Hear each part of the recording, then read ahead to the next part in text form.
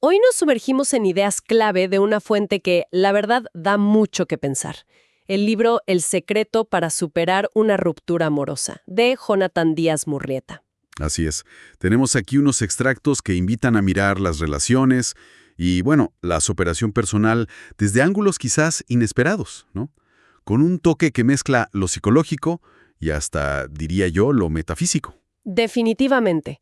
Nuestra misión hoy es desentrañar juntos algunos conceptos que resonaron particularmente con quien nos envió este material.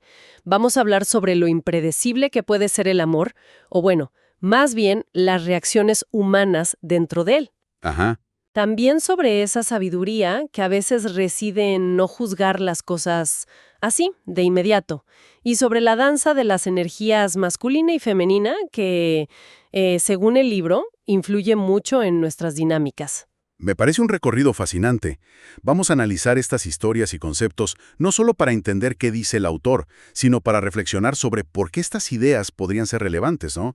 Cómo nos hablan de nuestras propias experiencias y nuestras reacciones emocionales. Excelente. Arranquemos entonces con una historia que el libro presenta bajo un título muy sugerente. El amor es impredecible. La escena inicial es casi, no sé, de película romántica. Sí, empieza muy idílico.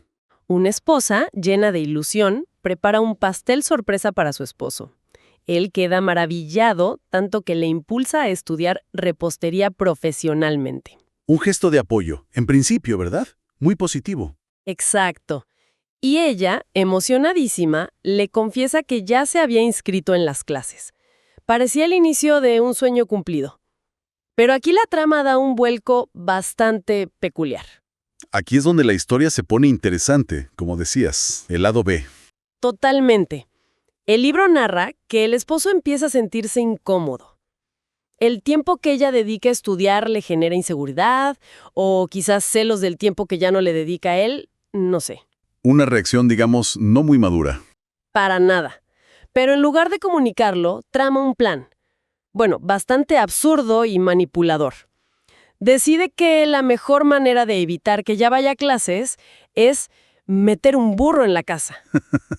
Para causar un caos monumental. ¿Un burro? Vaya estrategia. No es precisamente la comunicación más asertiva que uno esperaría. Definitivamente no. La imagen es tragicómica. El hombre luchando por meter al animal terco dentro de la casa. Y justo en ese momento de forcejeo y ridículo, llega ella. El peor momento posible para él. Claro, él se prepara para la confrontación, ¿no? Descubierto, furioso, probablemente avergonzado. Pero la reacción de ella lo deja helado. Lo mira no con enojo, sino con confusión y le pregunta: «Amor, ¿necesitas que te ayude a meter al burro?» ¡Wow! Una respuesta completamente inesperada. Desarma toda la tensión que él seguramente estaba anticipando. Por completo. El libro describe que él se queda mudo, siente un remordimiento instantáneo y profundo y simplemente pide perdón. ¿Cómo analiza la fuente esta situación tan extraña? ¿Qué podemos extraer de ella? Mira, lo fascinante aquí es precisamente ese contraste brutal que la fuente destaca. Por un lado, tenemos el comportamiento del esposo. Egoísta, controlador, claramente manipulador. Nacido de su propia inseguridad y una pésima gestión emocional.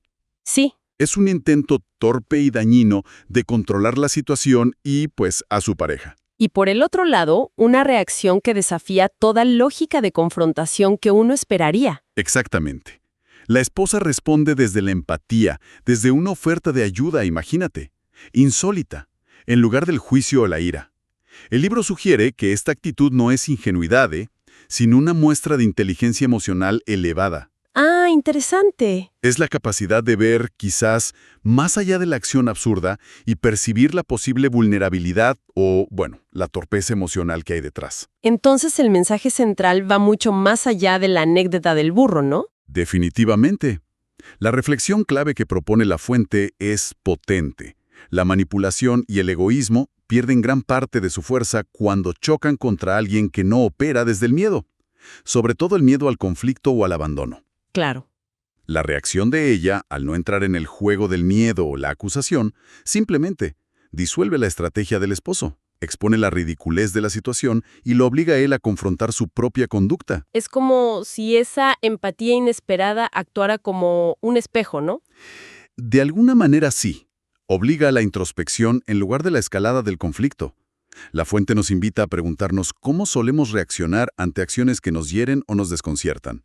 Saltamos al juicio, a la defensiva. Que es lo más común, ¿cierto? Es lo más común, sí. O somos capaces, a veces, de buscar una comprensión más profunda, de responder de una forma que rompa el ciclo esperado de conflicto, aunque la acción del otro sea claramente inadecuada. Una pregunta muy relevante para cualquier relación.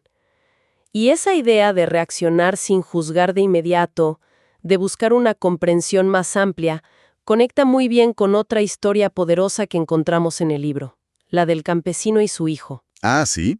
Esa es una parábola clásica sobre la perspectiva y cómo interpretamos los acontecimientos de la vida. Muy buena.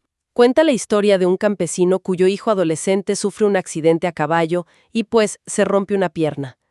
Es un hecho claramente doloroso y preocupante. Sí, la reacción natural sería verlo como una desgracia, ¿no? Pobre chico, pobre familia. Y eso es justo lo que pasa. Un vecino se acerca y con tono compasivo, pero digamos sentencioso, le dice: «Qué mala suerte tienen, vecino». La etiqueta negativa es inmediata. El juicio rápido. Tan humano, ¿verdad? Tan fácil caer en eso. Pero la respuesta del campesino es lo que hace que esta historia resuene tanto. Él simplemente contesta: «Yo no sé si es buena o mala suerte. El tiempo lo dirá». Se niega a ponerle esa etiqueta definitiva al evento. Una postura de sabia incertidumbre, me parece. Dejar que las cosas se desarrollen. Y entonces viene el giro argumental. Al día siguiente, el ejército llega al pueblo, reclutando a la fuerza a todos los jóvenes para ir a la guerra. Ajá. Al hijo del campesino, por tener la pierna rota, lo dejan exento. Tiempo después, se corre la voz de que todos los jóvenes reclutados de esa zona murieron en combate. ¡Qué fuerte! Lo que parecía una desgracia terrible, la fractura, se convirtió en la salvación del hijo. Es una ilustración clarísima del peligro de emitir juicios definitivos sobre las circunstancias de forma prematura. El libro profundiza en esto, ¿verdad? ¿Qué implicaciones saca de esta historia? Sí, la fuente analiza cómo ese juicio inmediato, esa tendencia a etiquetar todo como bueno o malo, en el instante en que ocurre, nos puede cegar. Nos ciega a la complejidad de la vida y a sus posibles desarrollos futuros. Nos aferramos a una narrativa inicial, a menudo negativa, y nos perdemos la visión completa. Es interesante cómo la fuente conecta la actitud del campesino con algo más profundo, con el libre albedrío. No lo había pensado así. Exacto. El libro sugiere que el campesino ejerce su libertad al elegir cómo responder internamente al evento. En lugar de dejarse arrastrar por la reacción automática de miedo o lamento, como hizo el vecino, elige la paciencia, la observación. O sea, no es pasividad. No es pasividad. Es una elección activa de no sucumbir al juicio instantáneo. Es tomar control de su reacción interna. Ya veo. Y esto nos lleva a una reflexión crucial que plantea el libro.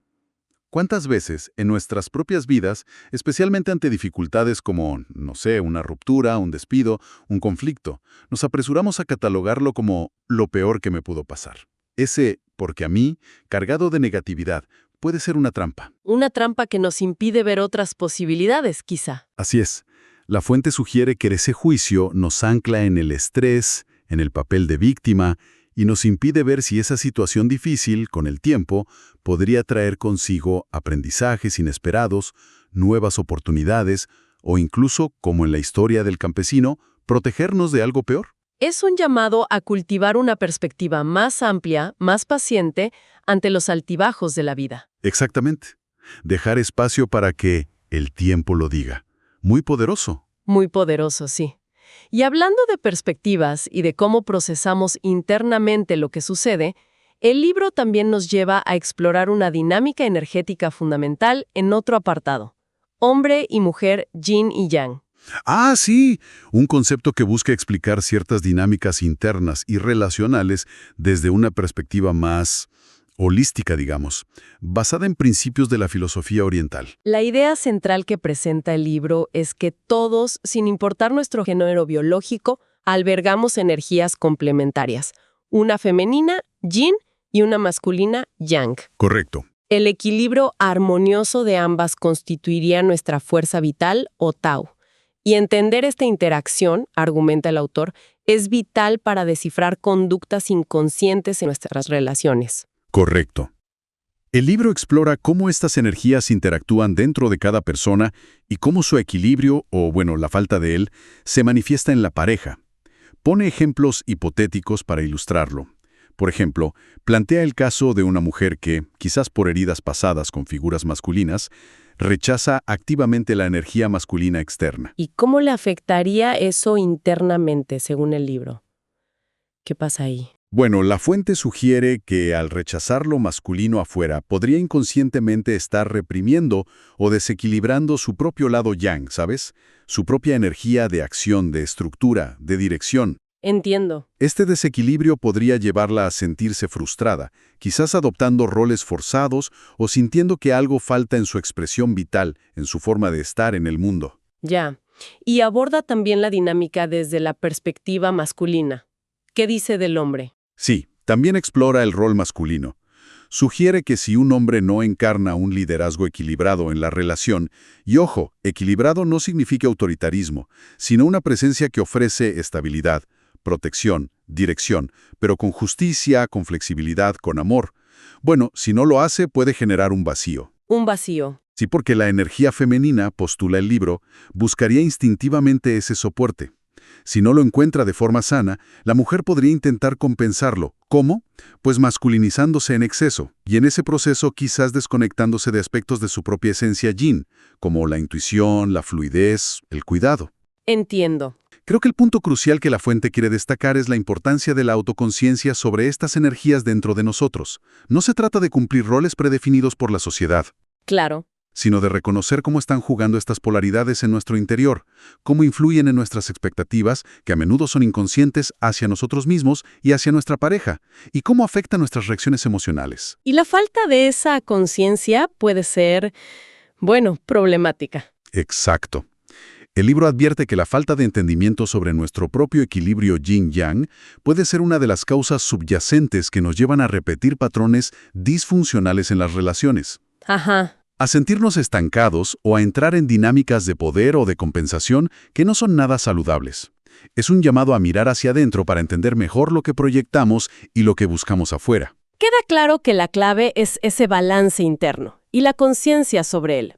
Hemos tocado varios puntos fascinantes de este libro. La reacción inesperada ante la manipulación en la historia del burro, Sí, la sabiduría de suspender el juicio como el campesino, exacto. y ahora esta compleja danza interna del yin y el yang. ¿Cuál sería el hilo conductor que une estas ideas?